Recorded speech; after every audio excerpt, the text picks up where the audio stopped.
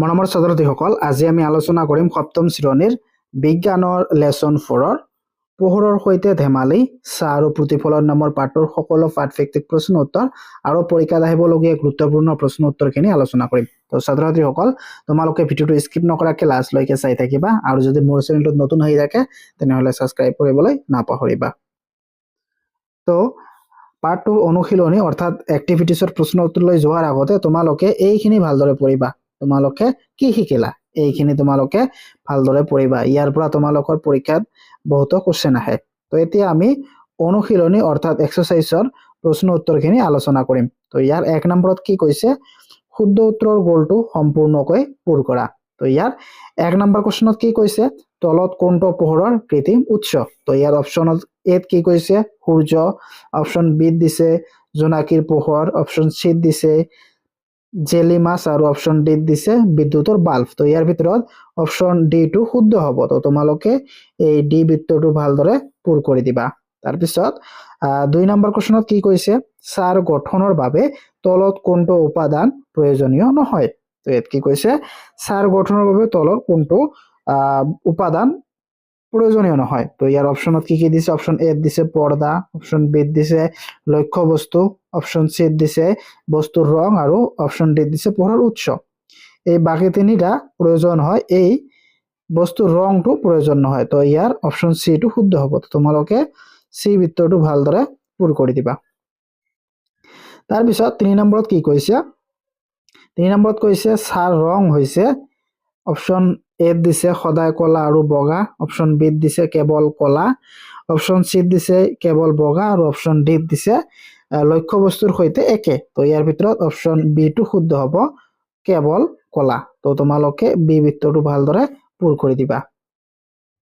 তো এতিয়া 4 নম্বৰ কোৱেশ্চনত কি কৈছে, তলৰ কোনবিধ পদাৰ্থৰ মাজেৰে আমি দেখা পাব পাৰো। তো ইয়াত অপচনত কি কি দিছে, অপচন এ দিছে এ টুকুৰা লো, এ টুকুৰা কাঠ, এ টুকুৰা স্বচ্ছ কাঁচৰ গ্লাছ আৰু ডি দিছে এখন ডাঠ কিতাপ।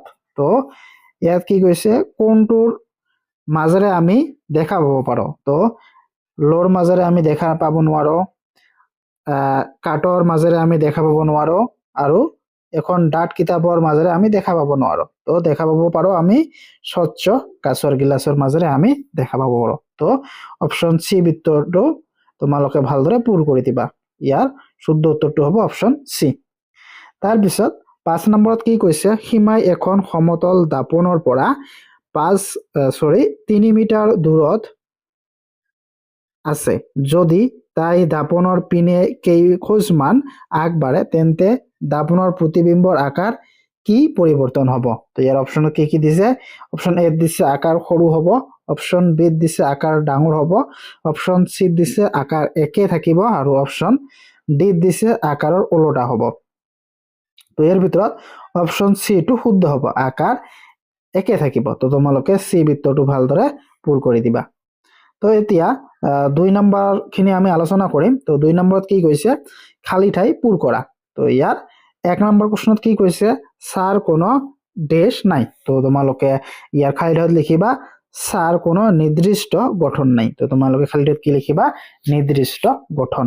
তাৰপিছত 2 নম্বৰত কি কৈছে, পিন হল কেমেৰাই ডেশ প্ৰতিবিম্ব গঠন কৰে। তো তোমালোকে খালী ঠাইত লিখিবা উল্টা, পিন হল কেমেৰাই উল্টা প্ৰতিবিম্ব গঠন কৰে, বা তোমালোকে ওলোটা লিখিলেও হৈ যাব, ওলোটা যেটো তোমালোকৰ সহজ হয় এইটো লিখিবা।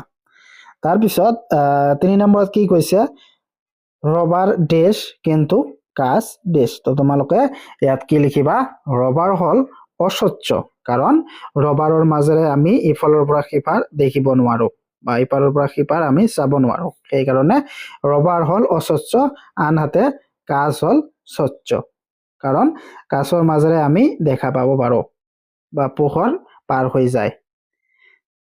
তাৰপিছত 4 নম্বৰত কি কৈছে, যেতিয়া আমি দাপনত যাওঁ বাওঁ হাতখন সোঁহাত যেন লাগা বা বাওঁ হাতখন সোঁহাত যেন দেখা যায়, এনে পৰিঘটনাক ডেশ বুলি কোৱা হয়। তো এই ঘটনা কি বুলি কোৱা হয়, পাৰ্শ্বীয় বিলম্বন বুলি কোৱা হয়।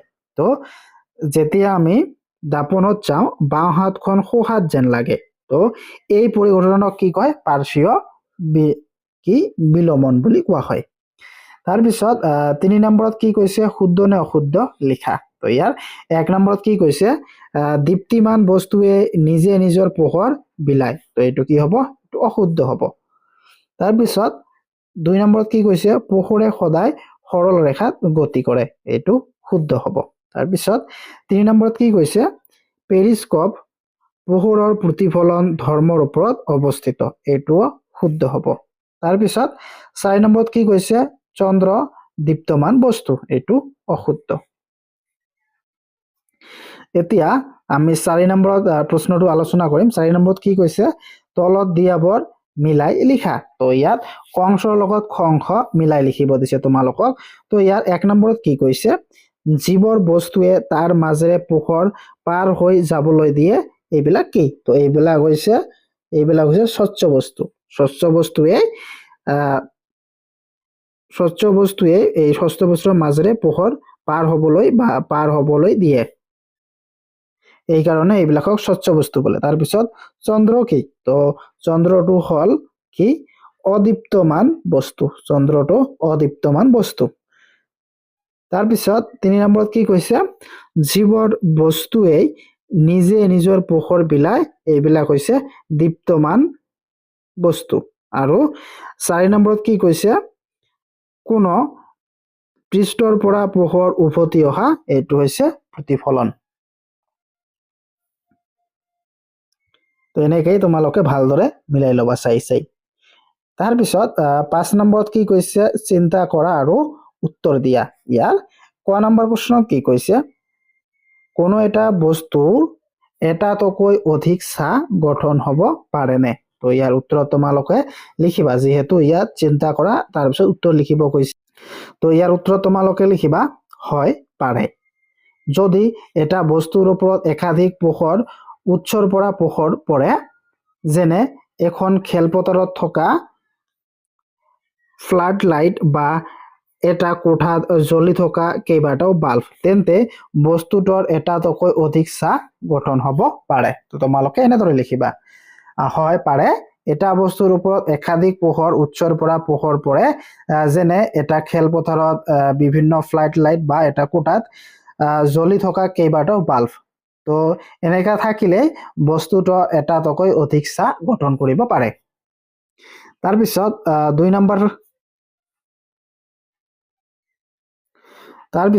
2 নম্বৰ প্ৰশ্নত কি কৈছে? চাহ এটা গঠন হ'বলৈ কি কি চৰ্তৰ প্ৰয়োজন? তো ইয়াৰ উত্তৰত লিখিবা চাহ গঠন কৰিবলৈ এইবিলাক বস্তুৰ প্ৰয়োজন হয়। এই বস্তু চাহ গঠন কৰিবলৈ 3টা চৰ্তৰ প্ৰয়োজন হয়। তো চৰ্ত 1, পোহৰৰ উৎস। পোহৰ থাকিব লাগিব। চাহ গঠন হ'বলৈ পোহৰ থাকিব লাগিব, তেতিয়াহে চাহ গঠন হ'ব। তাৰপিছত অস্বচ্ছ বস্তু। তো চাহ গঠন হ'বলৈ অস্বচ্ছ বস্তু লাগিব। পোহৰৰ গতিপথত বাধা দিব পৰা কোনো এটা অস্বচ্ছ বস্তু থাকিব লাগিব। যেতিয়া পোহৰ এটা গৈ এটা অস্বচ্ছ বস্তুত পৰে তেতিয়া এই চাহটো গঠন হয়। তাৰপিছত 3 হ'ল পৰ্দা। চাহটো পৰিবলৈ এখন পৰ্দা বা পৃষ্ঠ যেনে দেৱাল, মাটি থাকিব লাগিব। চাহটো আমি যেতিয়া চাব পাৰিম যেতিয়া চাহটো যিকোনো দেৱাল বা পৰ্দা নাইবা মাটিত পৰিব, তেতিয়াহে আমি চাহটো দেখা পাম। তো এই 3টা হ'ল চৰ্ত। এই 3টা হ'ল চাহ গঠন কৰা চৰ্ত। প্ৰথমটো হ'ল পোহৰৰ উৎস, দ্বিতীয়টো হ'ল অস্বচ্ছ পদাৰ্থ আৰু তৃতীয় কিটো হ'ল কি? পৰ্দা। তাৰপিছত 3 নম্বৰ প্ৰশ্নত কি কৈছে? পোহৰৰ উৎস নোহোৱাকৈ আমি চাহ দেখা পামনে? তো উত্তৰত তোমালোকে লিখিবা নাই। পোহৰৰ উৎস নোহোৱাকৈ চাহ দেখা পোৱা নাযায়। আন্ধাৰত কোনো বস্তুৰ চাহ গঠন নহয়। তো তোমালোকৰ কাৰণে একেবাৰে চুটিকে উত্তৰবিলাক আনিছো যাতে তোমালোকৰ সহজ হয় মুখস্থ কৰাত। তাৰপিছত 4 নম্বৰ প্ৰশ্নত কি কৈছে? 4 নম্বৰ প্ৰশ্নত কৈছে ধৰা হ'ল তোমাৰ এটা ৰঙা আৰু এটা নীলা বাল্ব আছে। দুয়োটা বাল্বৰ সুইচ অন কৰা। যদি তুমি ৰঙা বাল্বটোৰ সন্মুখত এটা বস্তু ৰখা, তেন্তে চাহটোৰ ৰং কি হ'ব? নীলা বাল্বটোৰ সন্মুখত বস্তুটো ৰাখিলে চাহটোৰ ৰঙৰ কিবা পৰিৱৰ্তন হ'বনে? তো তোমালোকে লিখিবা, ইয়াৰ উত্তৰত লিখিবা চাহটোৰ ৰঙৰ কোনো পৰিৱৰ্তন নহয়। দুয়োটা ক্ষেত্ৰতেই চাহটো আন্ধাৰ বা কলা ৰঙৰ হ'ব। পোহৰৰ উৎসৰ ৰং যিয়েই নহওক, ৰঙা নীলা বা বগা যিয়েই নহওক, চাহটো সদায় কলা ৰঙৰ হয়, কাৰণ চাহ হোৱা ঠাইখিনিত পোহৰ যাব নোৱাৰে। তো তোমালোকে এটা মনত ৰাখিবা কি চাহৰ ৰং সদায় কলা হয়, কাৰণ চাহ যিটো জেগাত পৰে ইয়াত পোহৰ নাযায়, কাৰণে চাহৰ ৰং সদায় কলা হয়। তো তোমালোকে এনেদৰে লিখিবা চাহটোৰ ৰঙৰ কোনো পৰিৱৰ্তন নহয়। দুয়োটা ক্ষেত্ৰতেই চাহটো এন্ধাৰ বা কলা ৰঙৰ হ'ব। যিহেতু পোহৰৰ উৎসৰ ৰং যিয়েই নহওক, চাহটো সদায় কলা হ'ব। কাৰণটো কি? কাৰণ হ'ল এই চাহটোত পোহৰ নপৰে বা তোমালোকৰ এই লাইটৰ পোহৰটো নপৰে, কাৰণে তাত ৰংটো সদায় কলা হৈ থাকে। তাৰপিছত 5 নম্বৰ কুৱেশ্যনত কি কৈছে, এম্বুলেন্স এখনৰ সন্মুখত এম্বুলেন্স শব্দটো কিয় ওলোটাকৈ লিখা থাকে? তো উত্তৰত তোমালোকে লিখিবা এম্বুলেন্সৰ আগত থকা বাহন চালকে পিছলৈ চোৱা দাপোনত ইয়াক এম্বুলেন্স বুলি পঢ়িব পাৰে। অৰ্থাৎ ইয়াত কি কৈছে, এম্বুলেন্সৰ আগত থকা বাহনৰ চালকে অৰ্থাৎ ড্ৰাইভাৰে পিছলৈ এই দাপন যিটো থাকে এই মিৰৰ বেক মিৰৰত এম্বুলেন্স শব্দটো যাতে সিধাকৈ পঢ়িব পাৰে আৰু এম্বুলেন্সখনক বাট এৰি দিব পাৰে। ইয়াৰ ফলত এম্বুলেন্সত ৰোগীয়ে সোনকালে চিকিৎসালয় পাবগৈ পাৰে। তো তোমালোকে উত্তৰটো একেবাৰে সহজকৈ আনিছো। তো তোমালোকে এনেদৰে লিখিবা এম্বুলেন্সৰ আগত থকা বাহন চালকে পিছলৈ চোৱা দাপোনত ইয়াক এম্বুলেন্স বুলি পঢ়িব পাৰে আৰু এম্বুলেন্সখনক বাট এৰি দিব পাৰে। তাৰপিছত 6 নম্বৰ কুৱেশ্যনত কি কৈছে, ৰাতি তৰাবোৰ তিৰবিৰাই থকা দেখা যায়, সেইবোৰক আমি চকুৰে দেখা পাওঁ নেকি? তো উত্তৰত লিখিবা হয়। ৰাতি আকাশত তিৰবিৰাই থকা তৰাবোৰ আমি চকুৰে দেখা পাওঁ। তৰাবোৰ হ'ল পোহৰৰ অতি দূৰৰ উৎস। তৰাৰ পোহৰৰ বায়ুমণ্ডলৰ বিভিন্ন স্তৰৰ মাজেৰে পাৰ হৈ আহোঁতে বায়ুৰ ঘনত্বৰ লৰচৰ হোৱা বাবে পোহৰৰ দিশৰ সামান্য পৰিৱৰ্তন হয় আৰু সেইবাবেই তৰাবোৰ তিৰবিৰাই থকা যেন লাগে। তাৰপিছত 7 নম্বৰ কুৱেশ্যনত কি কৈছে, ধৰা তুমি এন্ধাৰ কোঠাৰ এটাত আছা। কোঠাটোৰ বস্তুবোৰ তুমি দেখা পাবানে? কোঠাটোৰ বাহিৰত পোহৰ থাকিলে বাহিৰৰ বস্তুবোৰ দেখা পাবানে? তো ইয়াৰ উত্তৰ তোমালোকে লিখিবা এন্ধাৰ কোঠাৰ ভিতৰত বস্তুবোৰ দেখা পোৱা নাযাব, কাৰণ কোনো বস্তু দেখিবলৈ হলে সেই বস্তুৰ পৰা পোহৰ প্ৰতিফলন হৈ আমাৰ চকুলৈ আহিব লাগে। কোঠাটোৰ বাহিৰত পোহৰ থাকিলে বাহিৰৰ বস্তুবোৰ দেখা যাব, কাৰণ বাহিৰৰ বস্তুবোৰৰ পৰা পোহৰ প্ৰতিফলন হৈ আমাৰ চকুত পায়হি।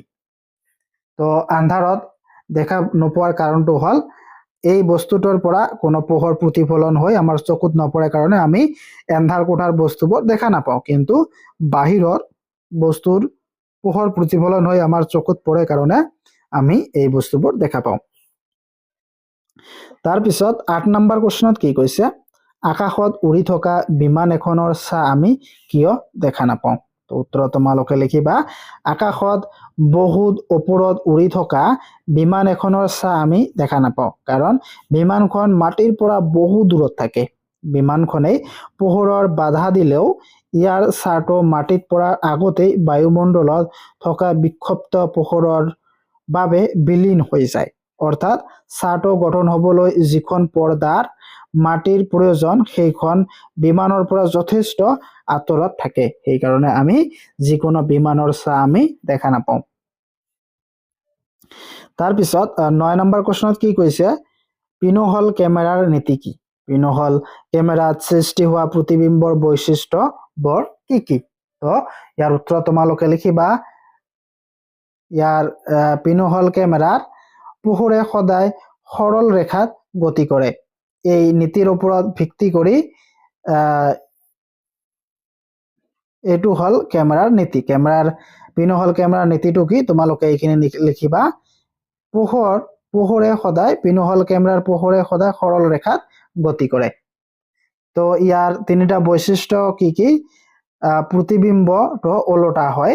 2 নম্বৰ বৈশিষ্ট্যটো হৈছে প্ৰতিবিম্বটোৰ ৰং বস্তুটোৰ দৰেই হয়। তাৰপিছত 3 নম্বৰ বৈশিষ্ট্যটো হৈছে ই এটা প্ৰকৃত প্ৰতিবিম্ব যাক পৰ্দাত ধৰিব পাৰি। তাৰপিছত 10 নম্বৰ প্ৰশ্নত কি কৈছে? মিনাই এখন সমতল দাপনৰ সন্মুখত 6 মিটাৰ দূৰত্বত থিয় হৈ আছে। মিনাই এখন সমতল দাপনৰ পিনে 1 মিটাৰ আগবাঢ়ি গ'লে মিনা আৰু প্ৰতিবিম্বৰ মাজত দূৰত্ব কিমান হ'ব? উত্তৰত তোমালোকে লিখিবা কি এনেদৰে। এখন প্ৰথমে মিনা দাপনৰ পৰা 6 মিটাৰ দূৰত্বত আছিল। তাৰপিছত 1 মিটাৰ আগবাঢ়ি যোৱাত পিছত মিনা আৰু দাপনৰ দূৰত্বৰ মাজত কি হ'ল? 6 - 1 সমান কিমান হ'ল? 5 মিটাৰ। তো আমি জানো যে সমতল দাপনৰ বস্তু যিমান দূৰত থাকে প্ৰতিবিম্ব দাপনৰ সিপাৰে সিমান দূৰত গঠন কৰে। গতিকে প্ৰতিবিম্ব আৰু দাপনৰ দূৰত্ব হ'ব 5 মিটাৰ।